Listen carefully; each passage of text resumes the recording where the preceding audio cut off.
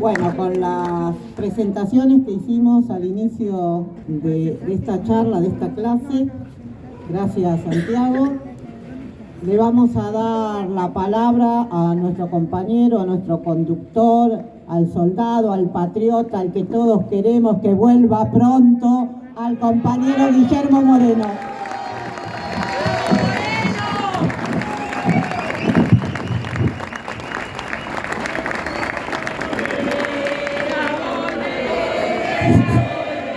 Bueno,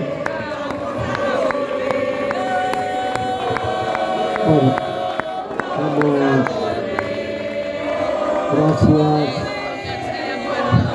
Gracias a los compañeros. Gracias a los compañeros por este día fresquito, venir a escuchar algo de economía. Gracias Santiago, gracias a la compañera que lo organizó, gracias Roberta. Vamos a rápidamente solidificar algunos de los conceptos que Santiago desarrolló recién y tratar de que comprendamos que estamos en condiciones, por primera vez en la historia del peronismo, de generar un modelo de desarrollo permanente y sustentable donde no nos viene el mundo de frente. Acá hay muchos pibes, en la mayoría de nuestros actos y eventos hay muchos pibes que van a tener la gloria que no tuvimos nosotros. No la tuvo Perón, no la tuvo Néstor, no la tuvo Cristina. Siempre tuvimos al mundo de frente. Siempre.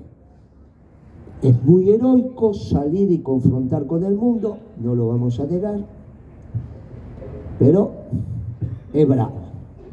Es bravo que Lula te llame y te diga, no, pero eso que están haciendo, ahora los japoneses hacen lechuga para arriba y vos estás cuidando la frontera, morenito. No le digas eso a Cristina, que después que te llame Mujica y que te diga, no, morenito, me tenés parado acá y tengo que cuidar el laburo. No, pero vos no entendés cómo. Esto no estamos contando. Estamos contando lo que pasó. Estamos contando lo que pasó. Porque había un discurso único.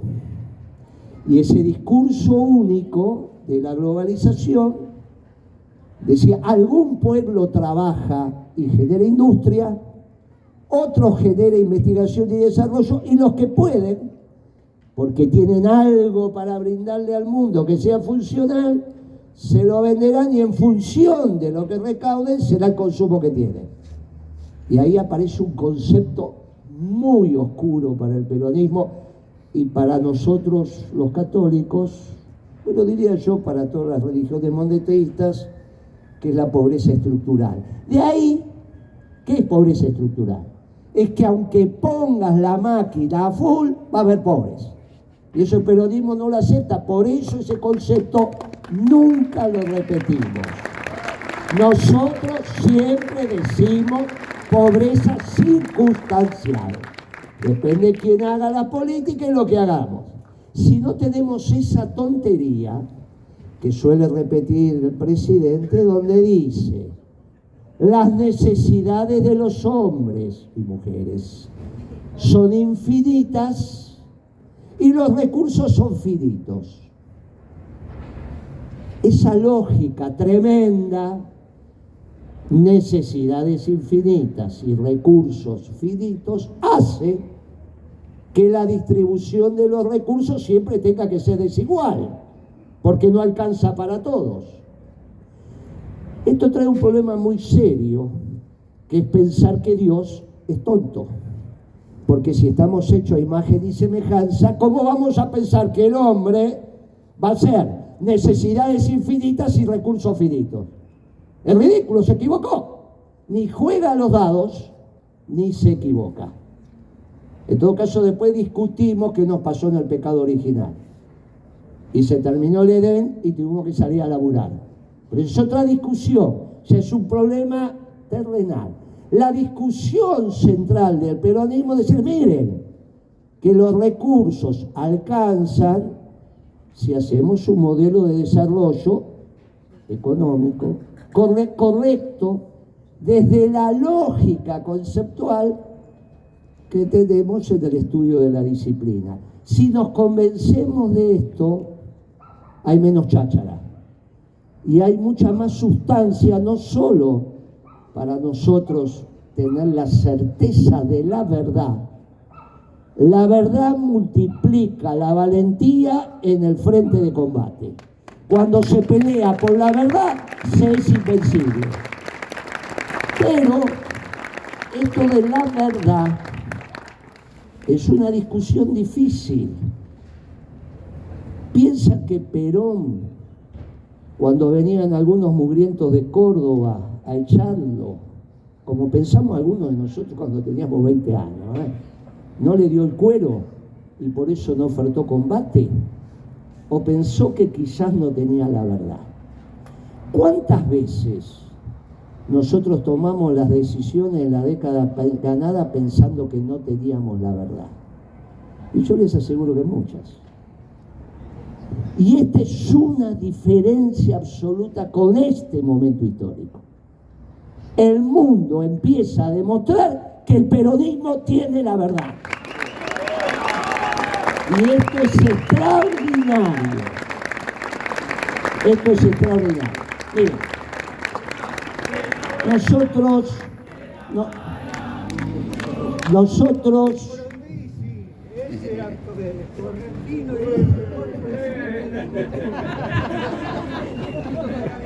podemos discutirlo. Nosotros, para llegar a la verdad, tenemos que hacer un recorrido, pero más similar al que hizo Santiago, pero desde otro enfoque. Nosotros, desde el peronismo, siempre sostuvimos el derecho de propiedad. Hubo discusiones, pero lo terminamos sosteniendo, porque nos dimos cuenta en el proceso de evolución del pensamiento peronista desde su propia doctrina que la justa distribución del ingreso, que sería la justicia social, no necesita vulnerar el derecho de propiedad. Hay otras doctrinas que dicen que para tener una sociedad con justicia social hay que apropiarse de la propiedad y ponerla en manos del Estado. Pero no somos nosotros, son doctrinas europeas de mediados del siglo XIX, se estudian por ahí, pero bueno, problema de ellos. Nosotros nos sostenemos, mire, somos capitalistas, ninguna discusión, no somos capitalistas. Tampoco decimos que el dueño del capital es una clase social. Esto de dividir la sociedad en clases sociales, la burguesía, los obreros, los trabajadores, tampoco es nuestro. Pero del Señor hay una sola clase de hombres, los que trabajan. Por eso la doctrina es tan importante. Lo que pasa es que a veces, ¿cómo ve la sociedad el peronismo? Hay una sola clase de hombres, los que trabajan. Listo. ¿De dónde viene esa herencia? Si somos capitalistas y hay una sola clase de hombres los que trabajan, pero somos justicialistas en la distribución, hay otra manera de interpretar la batalla de obligado. Uno puede pensar cómo iba a imaginar el brigadier general que porque le ponía cadena a unos barcos, a unos botecitos, iba a frenar los primeros buques artillados que venían con motor a vapor. Porque la posibilidad de tracción, de movimiento con motor a vapor, lo desarrolla un pueblo que está en condiciones de transformar el agua caliente en movimiento. Es el pueblo inglés. Nosotros acá transformamos el agua caliente en mate. Después habrá algunos por ahí que son capaces de transformarlo en movimiento. La mayoría de los que estamos acá, no. Y estos ñatos lo hicieron en fin del siglo XVIII. Eso fue extraordinario. Tan extraordinario que lo llamamos revolución industrial. Y uno podría decir que la primera gran revolución al interior del sistema capitalista. Hay revoluciones para destruir el sistema. Y hay revoluciones que transforman el sistema fundamentalmente porque están en condiciones de bajar enormemente los costos de producción. Y bajar los costos de producción no es joda, porque te da unas ventajas extraordinarias como pueblo. Los ingleses lo supieron aprovechar. Hay una canción que dice que vinieron 20 buques de guerra, pero 90 mercantes. Es por la batalla de Obligado.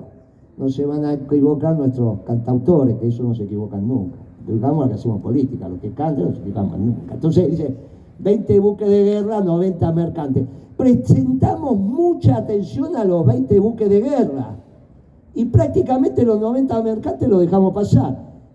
¿Por qué el brigadier general ordena combate, sabiendo que va a perder la batalla? Porque aumenta los costos de producción. Si vos para ir a vender, ir a cobrar, tenés que entrar en combate, esto es un quilombo.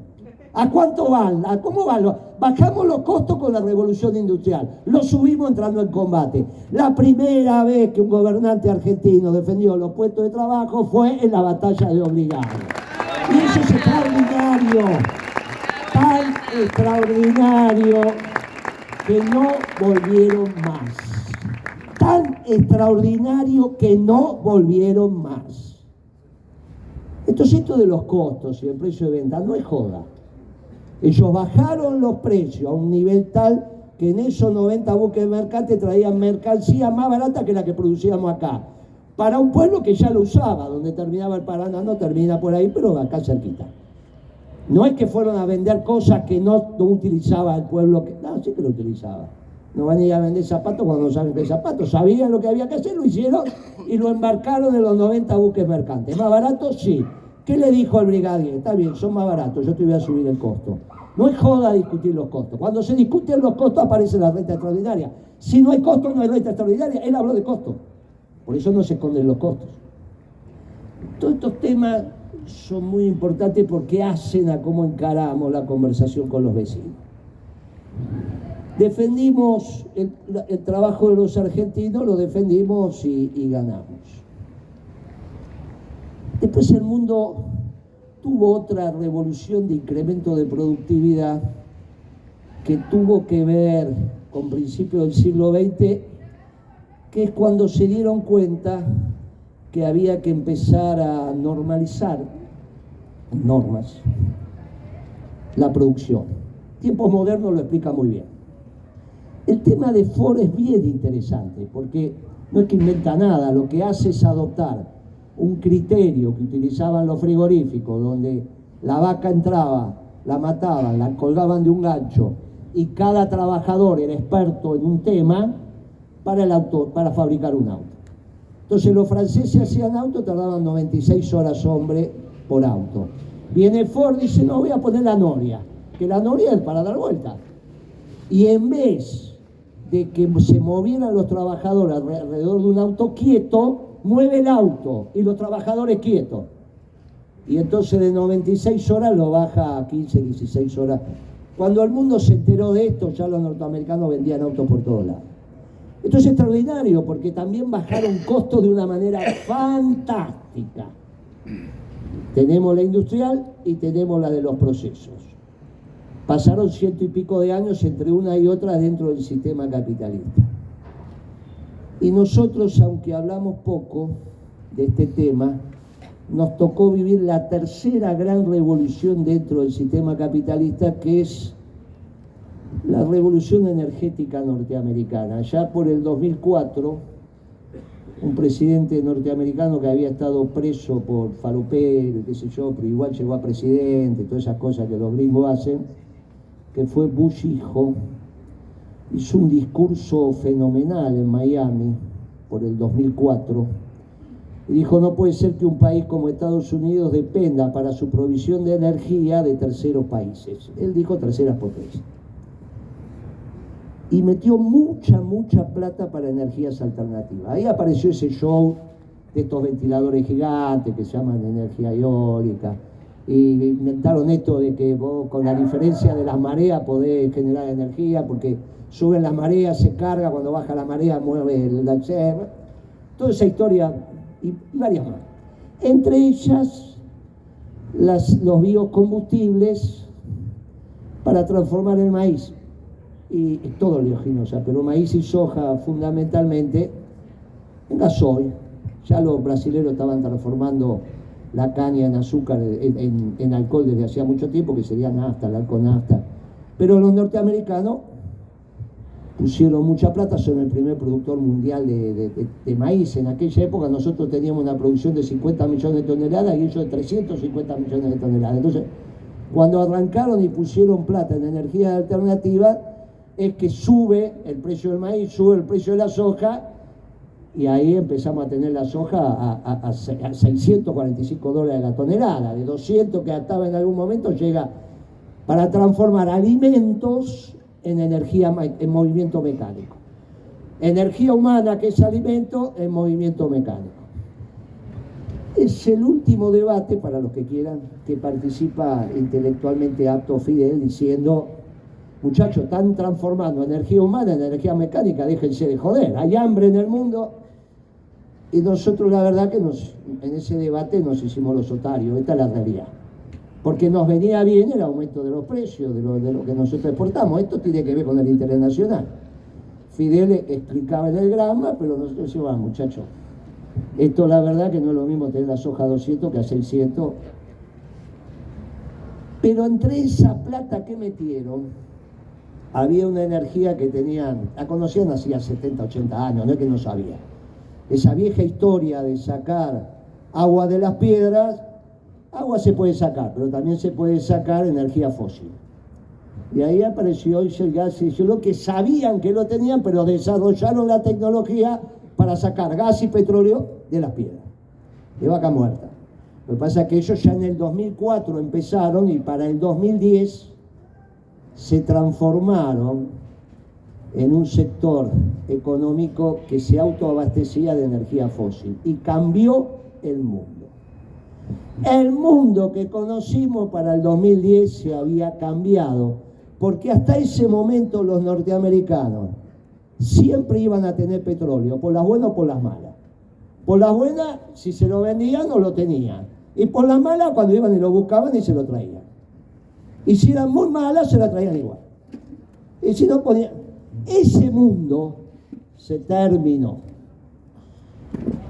Ese mundo se terminó, porque ahora hay una ventana, 20, 30, 35 años, 40, dicen algunos, para la energía fósil. Después ya vendrá otra energía, y es una energía muy eficiente. Después discutimos el tema ambiental, pero en términos de lo que vos ponés, la autonomía que tenés y lo que te da, no hay con qué darle. No hay con qué darle. Y los norteamericanos sabían que habían recuperado la capacidad de liderar desde la base material, que lo venían haciendo desde el principio del siglo XX con el tema de la regulación y las posibilidades de forma y demás, de ordenar la función de producción dentro de las empresas, mejorar la productividad al interior de las empresas. Esto los norteamericanos lo venían trabajando, pero no tenían un problema de la energía, era cara, hasta que volvieron a tener energía abundante y barata. Lo que él dice para la Argentina, los norteamericanos también lo entienden. Y a partir del 2010 empiezan a tener energía abundante y barata. Para nosotros fue una confusión, porque se mezcló con la crisis del 2008, la crisis... Y pensamos que en el mundo habían bajado los precios porque había un exceso de oferta, porque faltaba demanda, por la crisis que habían tenido los norteamericanos. No, esa fue una simple crisis financiera. Cristina fue al mundo, les explicó que nosotros lo habíamos tenido en el 2001, eso mismo, pero que nos iban a dar bola Argentina. No, empezaban que ya que el riesgo moral, que el problema era que los banqueros le habían dado plata a los pobres, y que como los pobres en Estados Unidos son negros, tenían las dos causas, negro y pobre, no devolvían los créditos. Con lo cual, lo único que teníamos que hacer para cambiar la sociedad era comprar un banco muy grande, como pudiéramos, pero comprarlo, dar crédito a los negros pobres y se terminaba el capitalismo. Eso no solo lo dijeron los liberales con el riesgo moral, lo dijeron los marxistas también. Y pruebas al canto, agarremos los discursos. Los dos decían riesgo moral. Los únicos que dijimos otra cosa y que intentamos decirle al mundo, mire, que esto no es así, fuimos nosotros. No iban a dar bola, no nos iban a dar bola. Por las cosas que estábamos haciendo y aparte porque no teníamos antecedentes, siendo peronistas, de explicar académicamente lo que pasaba en la economía a nivel global. Recién ahora estamos en condiciones de hacer eso. Por eso esta clase abierta en este lugar tiene un simbolismo distinto y cuando me lo ofrece digo, este es el momento. Porque es muy importante que los peronistas entendamos que nuestra doctrina es la correcta. No necesitamos las categorías europeas, no necesitamos los progres, no necesitamos a los marxistas, no necesitamos a los liberales, no necesitamos a los neoliberales. Nuestra doctrina alcanza y sobra para explicar la humanidad, en toda su vertiente y especialmente en la economía. Entonces, lo que nos termina aconteciendo es que nosotros, desde Rosas para acá, que nos tocó confrontar con el mundo sin saber que teníamos la razón. Alguna vez, yo lo conté varias veces, pero estaba Cristina, ya había reelegido, pero todavía no había asumido, todavía Boudou era ministro de Economía. Y entonces vamos a tener una reunión los tres, y Cristina le dice a Boudou cómo salimos de este quilombo, porque nos estábamos quedando sin dólares y esta tenía que agarrar 4 años más. Esta es la que está acá en el quinto. Y entonces Boudou me mira a mí y le dice, bueno, Moreno, no dijo Moreno, pero dice, bueno, tiene una propuesta. Y contábamos la propuesta que... Y Cristina, en eso, era muy parecido los dos, dice, bueno, ¿hay alguna otra propuesta? Ninguna, vamos con esta. Yo la miro y le digo, mire Cristina, la propuesta se va a hacer bien, no va a haber ningún inconveniente, lo que hablamos se va a cumplir, necesitamos tantos días para ponerla en marcha, pero usted se va a pelear con el mundo, porque somos la mosca blanca, porque el mundo es la globalización, el mundo es la Organización Mundial de Comercio, es el Fondo Monetario, esto de administrar el comercio, esto que está haciendo Trump ahora, en el año 2011 era la mosca blanca. Lo que acaba de hacer hoy, ¿qué acaba de hacer hoy Trump? Carne para todo acaba de hacer Trump. Trump acaba de decir, no me alcanza la carne, está cara, vamos a traer la carne porque no la tienen. ¿Qué hacíamos nosotros? No, pará, primero comen lo nuestro, después comen lo de afuera. Y el tipo dice, no, la que tengo no me alcanza, así que venga, porque tiene que estar barata la carne. Cuando le decimos, mire que esto se va a pelear con el mundo, medio no nos creyó. Digo, bueno, ¿por qué no vamos a pelear por esta? Pero yo le dije, mire Cristina, se va a pelear con el mundo, y ella me miró. Y me dijo, mire Moreno, si por defender un trabajo del pueblo argentino me tengo que pelear con el mundo, este gobierno peronista se va a pelear con el mundo. Pero resulta que ahora no es necesario. Ahora no es necesario que vengamos a hablar de combate. La épica es distinta, porque ahora el mundo está haciendo lo que hicimos nosotros. Los que nos vienen a reivindicar son ellos, haciendo exactamente lo que hicimos. ¿Y por qué hacen lo que hicimos? Porque tienen el desafío, la clase dirigente norteamericana, de pensar que tiene que seguir siendo clase dirigente o colapsar. Y entonces decidió cambiar el mundo y se terminó la globalización. Y los flujos comerciales internacionales con las cadenas largas de abastecimiento se terminaron. Y esto es muy importante para los estudiantes, los empresarios, los dirigentes sindicales. La globalización está basada en las largas cadenas de abastecimiento. Por eso se hicieron esos barcos enormes, por eso hubo que ensanchar el canal de Panamá, por eso. Unos trabajan, otros consumen, para ir de acá para allá se llama logística, y para abaratar la logística tengo que hacer las cosas de transporte de logística cada vez más grandes. Camiones que parecen trenes, etcétera, etcétera. Se terminó. Vuelven las cadenas cortas de abastecimiento, y esto es extraordinario, sobre todo para los almaceneros, porque no hay ningún abastecimiento más corto y más feliz para nosotros que el almacén de la esquina.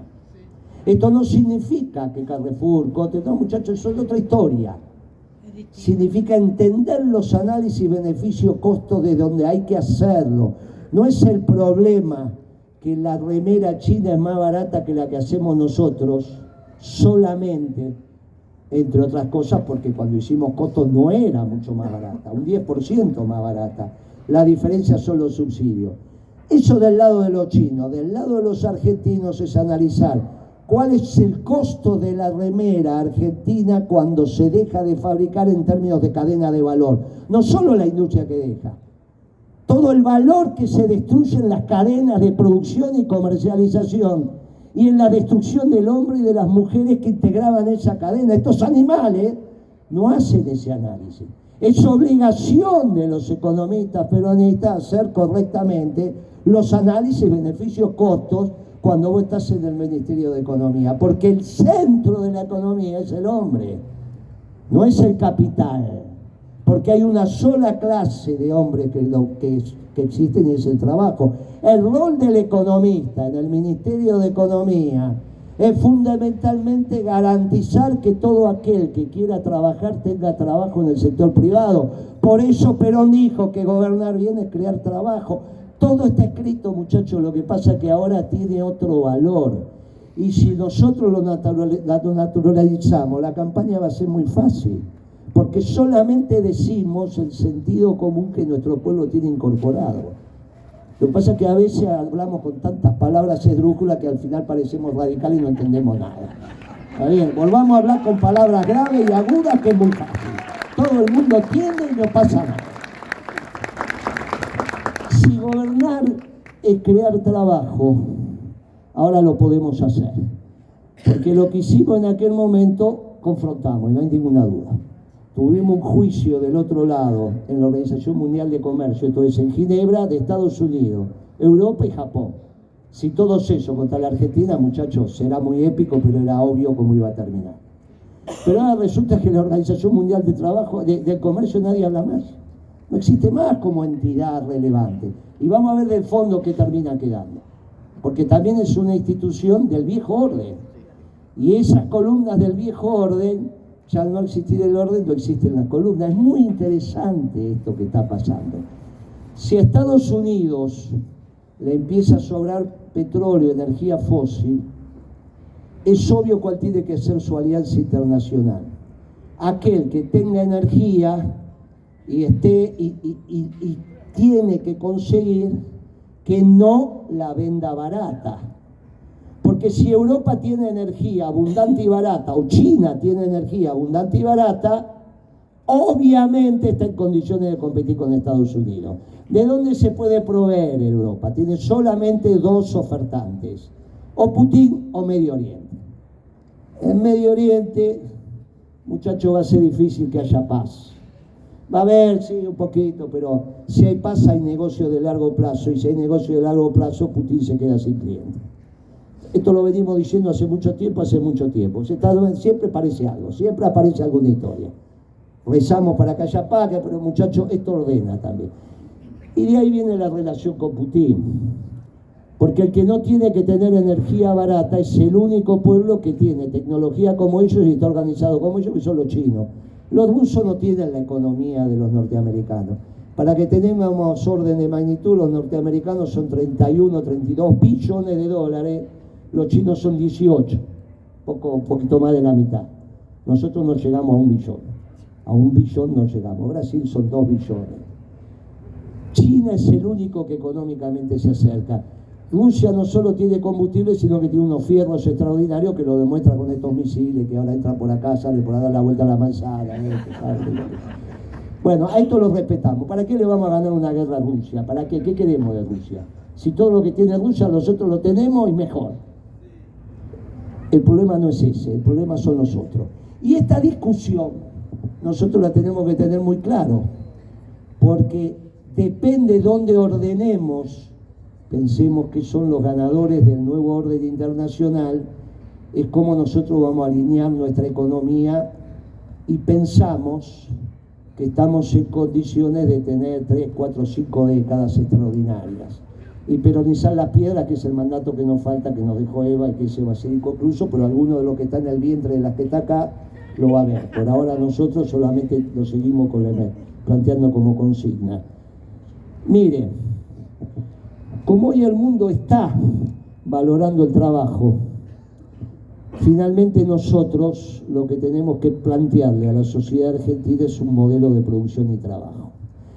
Con la diferencia que hoy no tenemos el mundo en contra, porque el mundo reivindica las cadenas cortas de abastecimiento y a su vez prioriza los mercados internos. Pasa en Rusia, pasa en Estados Unidos, pasa en México, pasa en Europa, empieza a pasar en todos lados. Todos los que fueron nuestras consignas hoy se están ordenando en el mundo. Nosotros, ¿por qué no tenemos pobreza estructural si hacemos las cosas bien? Porque podemos tener trabajo para todos aquellos que lo quieran tener. ¿Cómo? Y es obvio que reindustrializando la Argentina.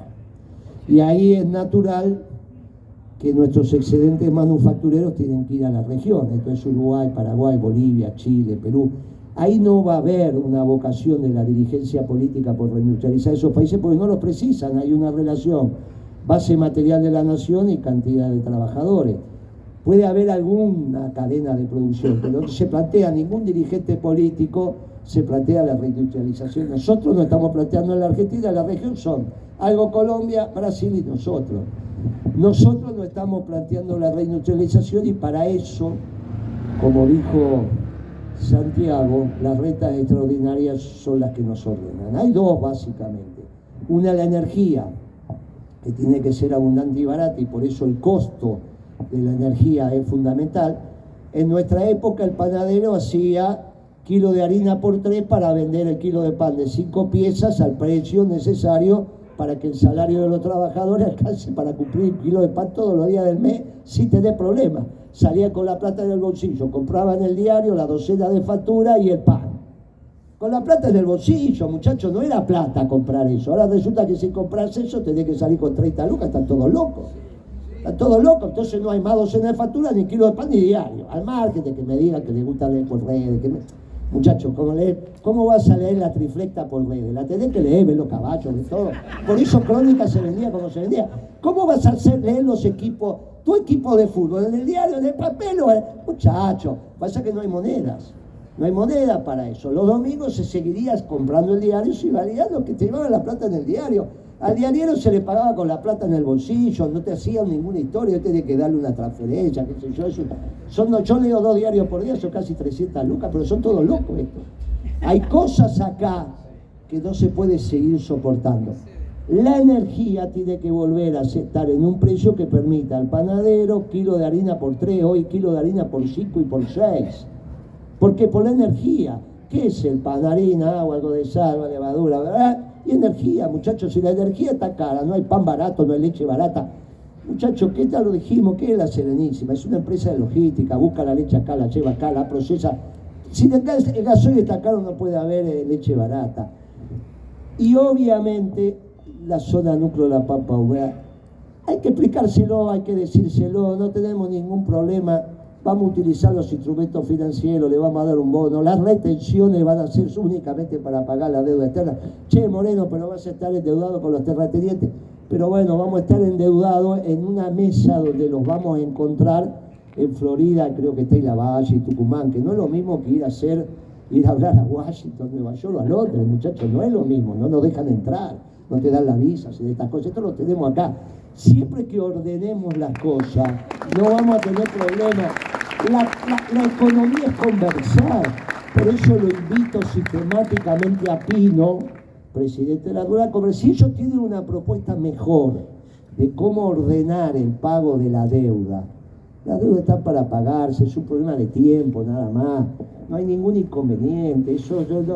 Mientras se trabajo, haya producción, haya distribución del ingreso, la deuda, muchachos, no es ese el problema es que hay que generar trabajo, y para generar trabajo hay que reindustrializar, y no podés reindustrializar si no tenés demanda. Y para tener demanda del mercado interno, después que el trabajador cobra, el jubilado cobra, piensa lo que va a gastar a comida en el mes, piensa, guarda esa plata, porque es la que va a necesitar para comer lo que no se puede dejar de hacer, que comer, le tiene que quedar lo suficiente como para salir a gastar en otra historia, y terminemos con esta pavada de que ahora mira qué bien que te corta el pelo mi señora porque no voy al peluquero. ¿De qué van a vivir los peluqueros?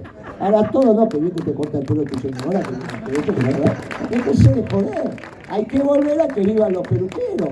Toda esta historia que es mercado interno arranca con el precio de la comida. Por eso cuando alguna vez fuimos a la Casa Rosada para ver el precio de la papa, fue extraordinario como señal. Nos estábamos ocupando del... Kirchner se estaba ocupando del precio de la papa. No se le caía ningún anillo. El precio de la papa. ¿Qué vamos a hacer? Ahí está uno de los paperos. ¿Qué vamos a hacer? El precio de la papa. Sí, viejo, el precio de la papa, sí, acá tenés el rey de la papa, el primo que es el otro rey de la papa, eran todos reyes de la papa. ¿A quiénes trajimos? A los reyes de la papa. Porque si vas a arreglar el precio de la papa, lo tenés que arreglar con los dos que manejan el mercado. ¿Y cómo te enterás? ¿Quiénes son? Vas al mercado central, hablas con los paperos, le decís dónde lo compras, te dan el teléfono, y vos lo llamás y le decís, a ver, rey de la papa, ven, tengo la papa acá. ¿Y qué me venís que vamos a arreglar? Tenemos que ir a ver al presidente. Al presidente, sí. Y el tipo no sabía si era verdad o mentira, hasta que se sentó en la mesa presidencial. Eso es ocuparse del alimento del pueblo argentino. Cuando vos te ocupás del alimento del pueblo argentino, lo demás viene solo. Ahora, tenemos que arrancar haciendo costos. Y si hay renta extraordinaria, estamos en un problema muy serio, porque si la papa le tiene que dar de comer al productor, a los trabajadores, bla, bla, bla, bla, que producen la papa, y a su vez tiene que pagar el alquiler de la tierra, porque ese precio, bueno, entonces está pagando un lío bárbaro.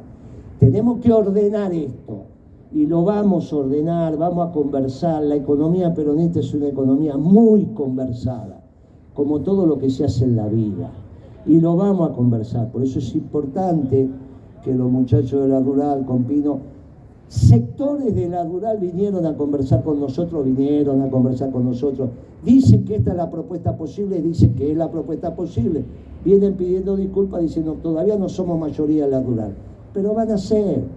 En este debate sobre quién tiene que hacer el esfuerzo para que haya excedente económico que esté disponible para pagar la deuda, no hay muchos sectores.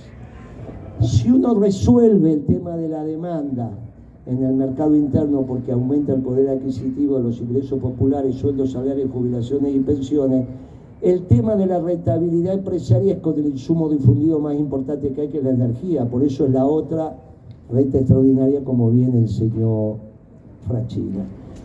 Si estos dos temas están, hoy el mundo permite la administración del comercio. Cuando nosotros arrancamos allá a principios de siglo, esto no era común. De hecho, ni existía la Secretaría de Comercio, se había disuelto ya en el año 95. Nadie hablaba de estas cosas, que ahora es natural hablar. Por eso le digo, para los que estén en el gobierno, en el futuro gobierno peronista, que hay debates que ya están saldados, porque nos viene la solución de un sentido común que ya atraviesa el mundo. Nadie se escandaliza por el decreto de Trump de hoy. Y el decreto de los remedios tampoco, cuando le bajó los aranceles, pero se lo baja por 6 meses y dentro de 6 meses le duplica el precio porque quiere que se produzca en Estados Unidos. Nadie se sorprende de que cuides tu mercado. Nadie se está sorprendiendo hoy de que se haga economía peronista en el mundo, muchachos. Esto es lo extraordinario. Nadie se sorprende más de que hagamos estas cosas. Éramos los bichos raros y ahora nosotros entendemos perfectamente lo que está pasando. Ellos no entienden. Vemos algunos programas de televisión y no entienden, no, que en realidad nosotros, que de acá, que de allá, que la traemos para acá, la llevamos para... Siguen pensando con la lógica de la globalización y no con la lógica del nuevo orden internacional. En el nuevo orden internacional el peronismo se mueve como pez en el agua. Nosotros tenemos que plantearle a nuestra sociedad que va a haber un modelo de desarrollo permanente y sustentable, porque hoy, a diferencia de lo que nos pasó, nosotros sí que morimos con la bota puesta, por eso recordamos a nuestros héroes. Nosotros pensábamos que teníamos razón y los nuestros murieron diciendo viva Perón carajo, pero con la duda de si tenían razón. De ahora en adelante ya no es más necesario ningún hecho heroico, porque el mundo nos está dando la razón. Solamente hay que ordenar con absoluta normalidad las causalidades de la economía, que esto no los hacen, pero el peronismo siempre lo ha hecho. El peronismo es la armonía entre el capital y el trabajo y una justa distribución del ingreso, donde hoy la justa distribución del ingreso no es el 50-50. El 50-50 era del 45-50 dada la tecnología de aquel momento. Hoy la tecnología te permite como mínimo 60-40 a favor de los trabajadores. Como mínimo. Esto es muy sencillo. Y lo que no podemos permitir es que el peronismo discuta si la sociedad va a seguir teniendo trabajo o no. Y es una tontería esa discusión. Por suerte, el jefe de esa discusión ya sacó la espada y viene para noviembre, diciembre, y es el Papa. Y la espada que sacó es la encíclica, que queda muy claro que todas son herramientas al servicio del trabajo. No reemplazan trabajo, al servicio del trabajo. Para el peronismo es muy simple, porque no hay ningún inconveniente que el movimiento obrero organizado también sea propietario de los medios de producción. No somos clasistas. No decimos que una clase social es la dueña de los medios de producción. Decimos que hay un rol preponderante para el movimiento obrero organizado. ¿Cómo vamos a poner en discusión si vamos a trabajar? ¿Cómo vamos a poner en discusión que te ganarás el pan con el sudor de tu frente? Pero queremos poner en discusión, ¿qué nos pasa? Si es tan simple ganar este debate. Incluso el debate de la justicia social, cuando nos dijeron que era producto del demonio. Pero ¿cómo va a ser producto del demonio si la justicia social es el derivado del bien común? Y si Dios nos creó a imagen y semejanza, es para que interactuemos, y no podemos interactuar desde el odio, solo podemos interactuar desde el bien. El bien no es sacarle a uno para darle a otro, el bien es el que nos permite interactuar. Y para la economía, el derivado natural, así como para un médico, el derivado natural del bien común es cuidar a tu paciente y no matarlo en una operación, aunque sea tu enemigo, porque ese es el derivado del bien común. Para el economista es que su herramental científico está al servicio del hombre y de la comunidad. Y entonces, si está al servicio del hombre y la comunidad, el derivado de ese bien común, que es el principio ordenador de la creación, es la justicia social. Sin justicia social no hay justicia. Mensaje para los abogados, que no lo digo yo, lo dijo Barra, que fue procurador de este gobierno, aparte de la Corte Suprema con Menem. Escribió un artículo en Infobae donde le dijo a los colegas, sus colegas abogados, sin justicia social no hay justicia, no se equivoque. La justicia social es creación del Señor. ¿Cómo vamos a entrar en un debate sobre ese tema? Es muy fácil darnos cuenta que la teología que están aplicando es una teología equivocada. Tan fácil es que esa batalla cultural la hemos ganado. No hemos ganado la batalla de la base material de la Argentina. Esta es la que estamos dando desde la política. Pero esta batalla cultural la he ganado porque ya hay una jefatura y la asumió el Vaticano, la asumió ese jefe de Estado, el guía espiritual de la humanidad. Y cada vez que un papa sacó la espada, del otro lado es bravo, muchacho, porque no es que está sacando la espada a alguno de los nuestros. A este Peter Thiel, a este Elon Musk. No, la confrontación es con el Papa. Lo único que tenemos que hacer nosotros es estar atentos, ver lo que hace la Santa Iglesia y el resto de las religiones y humildemente decirle, acá están los soldados para esa batalla. Eso es muy fácil. Es muy fácil. Y por eso desde ese 25 de mayo que salió la encíclica, cada vez está más gordo y cada vez lo entendemos menos. Sobre todo en el discurso que dio ayer, que no se le entendió un carajo lo que hablaba. Porque se da cuenta que no tiene la verdad. Y que era la verdad, cambió de mando. Cambió de bando y de mando. Por eso tenemos que estar muy felices que venga León para fin de año. Y todos nosotros recibirlo con mucha esperanza. Y tengamos la esperanza de que nosotros vamos a resolver todas las necesidades del pueblo argentino, porque los recursos están en relación con la creación y el hombre también tiene que ver con la creación y están biunívocamente relacionados. Es un problema de tecnología. Es simplemente que siga avanzando el desarrollo de la ciencia y de la técnica. Y la inteligencia artificial va a ser muy importante para machear los recursos y las necesidades con los hombres y las mujeres trabajando. Y este es un destino que el peronismo tiene escrito, y lo tiene escrito desde hace muchísimos años. El futuro en economía, no solo para el pueblo argentino, lo brinda nuestra doctrina. Como demostramos en la década ganada, cuando nuestro pueblo decía los días más felices son peronistas, ahora es una consigna que tenemos que esparcir urbe orbe, incluso con nuestros pastores. Porque finalmente, muchachos, hasta que todos los pueblos del mundo nos digan que los días más felices fueron, son y serán peronistas, nuestro trabajo no termina. Muchas gracias.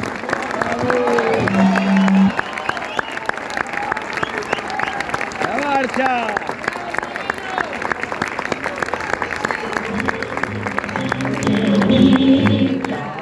Todos unidos triunfaremos y como siempre haremos un grito de corazón: viva Perón, ese gran argentino que se supo conquistar a la gran masa del pueblo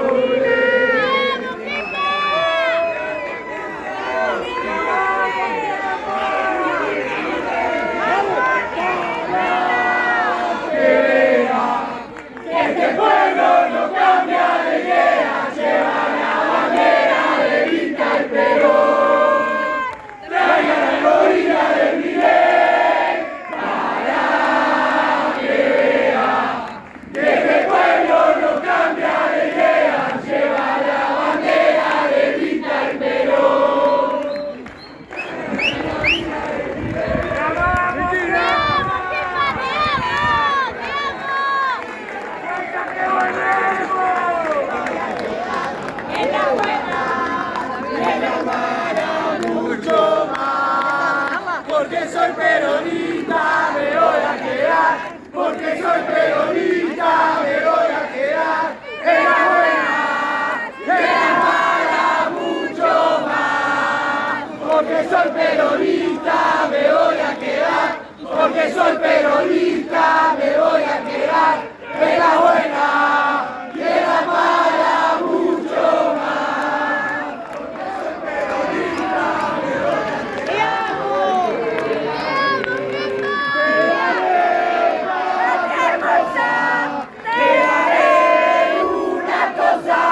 Una cosa que empieza con mi Perón. Yo le daré, patria hermosa, le daré una cosa que empieza con P. Perón. ¡Dale, jefa! Somos de la gloriosa juventud peronista, somos los herederos de Perón y de Evita. A pesar de la bomba, de los fusilamientos, los compañeros muertos, los desaparecidos, ¿Qué pasó? no nos han vencido.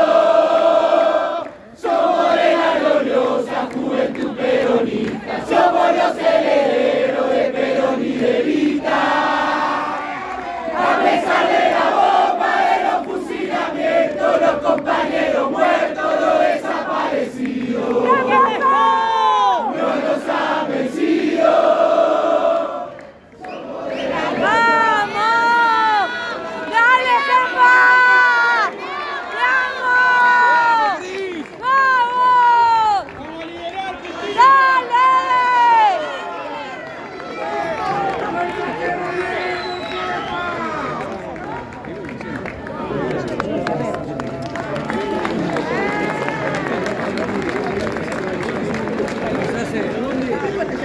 Claro.